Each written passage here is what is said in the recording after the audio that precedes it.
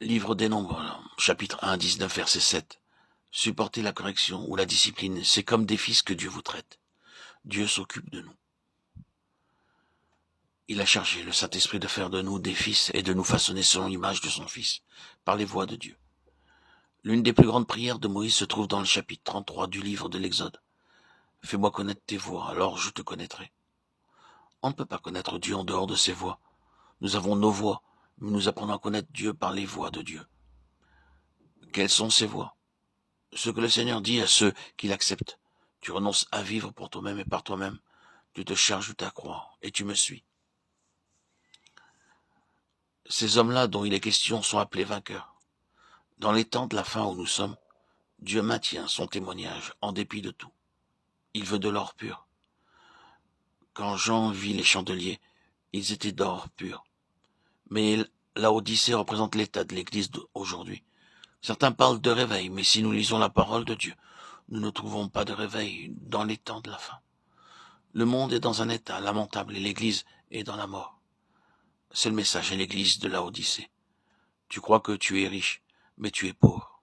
La Odyssée, c'est l'état du peuple de Dieu aujourd'hui. Il suffit de lire les 7 lettres aux églises du chapitre 3 de l'Apocalypse pour s'en rendre compte. N'allons donc pas au-delà de la parole quand nous parlons de réveil. Il est ahurissant de voir comment les esprits séducteurs répandent des doctrines de démons, des enseignements erronés. Ces doctrines se propagent comme le vent. Lisons dans le livre de l'Apocalypse, chapitre 3, des versets 15 à 17. Je connais tes œuvres, je sais que tu n'es ni froid ni bouillant. Puisses-tu être froid ou bouillant? Ainsi, parce que tu es tiède et que tu n'es ni froid ni bouillant, je te vomirai de ma bouche. Parce que tu dis, je suis riche, je me suis enrichi, et je n'ai besoin de rien. Et parce que tu ne sais pas que tu es malheureux, misérable, pauvre, aveugle et nu.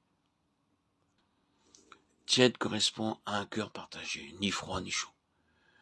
Il vaut mieux être froid que tiède. Un rétrograde peut être restauré, mais un tiède est dans l'illusion. Ensuite, il déclare, je te vomirai de ma bouche. Le terme est sévère.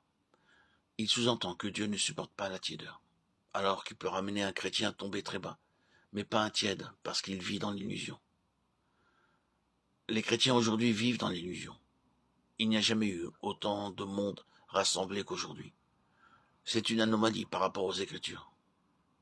On peut s'interroger quant à l'authenticité et la nouvelle naissance de tout ce qui remplissent aujourd'hui les églises. Les chrétiens aujourd'hui croient être riches et l'on parle d'argent dans l'église comme le fait le monde.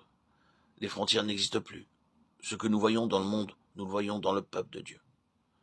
L'argent ou mammon, c'est la mort spirituelle. Si Dieu se sert de vous pour faire son œuvre, il y pourvoira. Le Seigneur dit aussi, je te conseille ou je t'exhorte. Nous remarquons la sagesse et la bonté de Dieu. Il ne dit pas je t'ordonne, mais je te conseille. Tu peux encore accepter ou refuser, mais à ta place, voilà ce que je ferai. Maintenant, c'est à toi de choisir.